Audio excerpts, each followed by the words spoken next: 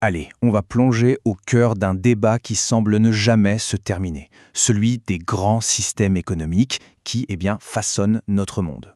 D'un côté, on a le capitalisme, de l'autre, le socialisme, mais au fond, au-delà des grands mots et des slogans, c'est quoi la vraie différence?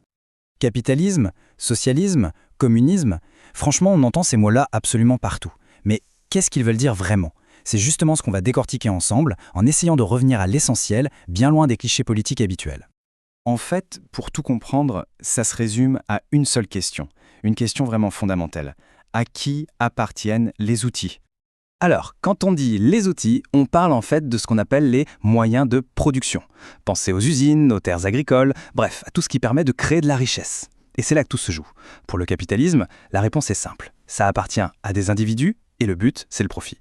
Pour le socialisme, la réponse est tout autre. Ça appartient à la collectivité et le but, c'est le bien commun. Voilà, c'est vraiment la grande ligne de fracture, celle qui explique presque tout le reste.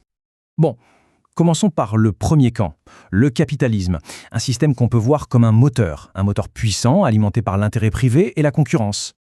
Alors qu'est-ce que c'est au juste? La définition de base, elle est assez simple. Des acteurs privés contrôlent l'économie avec un objectif principal, faire du profit. Et petite anecdote intéressante, à sa naissance, au 19e siècle, le mot capitalisme était en fait une insulte. Ses défenseurs, eux, ils préféraient parler beaucoup plus sobrement d'économie de marché. Ce système, il repose sur quelques grands piliers qui s'emboîtent les uns dans les autres. Au départ de tout, on a la propriété privée et l'idée que chacun agit pour son propre intérêt. Ensuite, la concurrence entre toutes ces entreprises est vue comme le grand moteur de l'innovation. Et puis il y a le marché qui, avec sa fameuse loi de l'offre et de la demande, va fixer les prix. Dans ce schéma-là, l'État, son rôle, c'est d'être un arbitre, pas un joueur sur le terrain. Et donc, pour ceux qui défendent ce système, l'argument massu, c'est que cette course au profit et cette compétition constante, ça force les entreprises à toujours innover, à être plus efficaces, et le résultat, c'est une croissance économique qu'on n'avait jamais vue auparavant. Et si on regarde l'histoire, c'est vrai que c'est assez frappant. Imaginez, pendant des milliers d'années, le niveau de vie moyen de l'humanité, il n'a quasiment pas bougé. C'était plat. Et puis tout à coup, au XVIIIe siècle, avec la révolution industrielle et la montée du capitalisme, il y a eu une rupture totale. La courbe s'envole. Une croissance exponentielle qui a littéralement changé la face du monde. Oui, mais toute cette nouvelle richesse, elle n'était pas vraiment partagée par tout le monde. Loin de là. C'est face aux inégalités criantes du capitalisme industriel qu'un contre-modèle puissant a commencé à émerger. Et ce contre-modèle, c'est le socialisme. Là, on est dans une vision radicalement opposée. Les moyens de production, donc les usines, les terres, tout ça, ils appartiennent à l'État ou à la collectivité. L'objectif, ce n'est plus du tout le profit pour une poignée de personnes, mais le bien-être de l'ensemble de la société grâce à une répartition qu'on veut plus juste des richesses. Il y a cette phrase célèbre de Rousseau qui résume parfaitement l'idée. C'est l'histoire du premier homme qui a dit « ceci est à moi » et qui a été cru. Pour la pensée socialiste, c'est ça le péché originel. C'est l'idée même de propriété privée qui est vue comme la source de toutes les inégalités. Et c'est Karl Marx qui va vraiment théoriser tout ça avec une sorte de feuille de route vers le communisme. C'est un chemin en plusieurs étapes. D'abord, on part de la société capitaliste avec ses conflits de classes inévitables.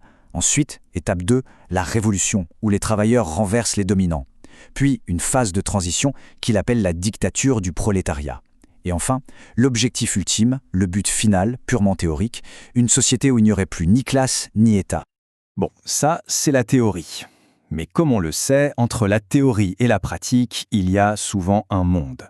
Alors, regardons concrètement ce que ça donne. Quels sont les grands arguments, les pour et les contre, une fois que ces systèmes sont réellement mis en application?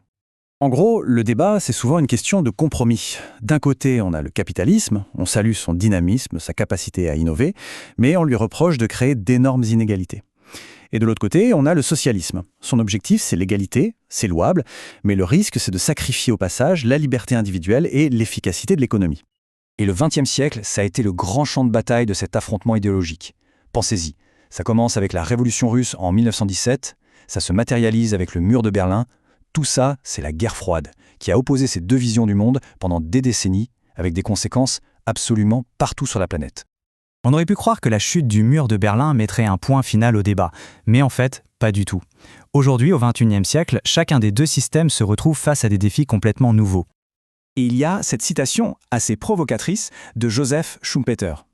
Ce qui est intéressant, c'est que Schumpeter, ce n'est pas du tout un critique marxiste, c'est un des plus grands économistes pro-marché. Et pourtant, il disait que le capitalisme ne pourrait pas survivre. Pourquoi ?